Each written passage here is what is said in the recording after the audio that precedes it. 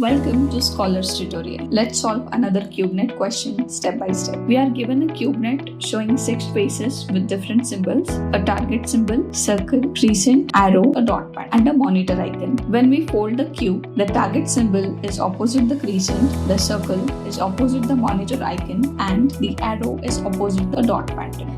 In option B, the circle, the crescent, and the arrow faces all touch each other's exactly as they do when the cube is folded. The directions of all symbols match perfectly. In option A, the circle and the monitor icon appears next to each other, but they are in the opposite face. In option B, the target symbol and the crescent appears next to each other, but they are opposite faces. In option C, the crescent and the target symbol appear next to each other, but they are on the opposite faces. And in option E, the monitor icon and the circle are shown next to each other, but they are on the opposite faces. So the correct answer is option D.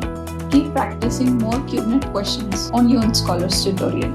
Ace your academics with Shruti.ai. It's free.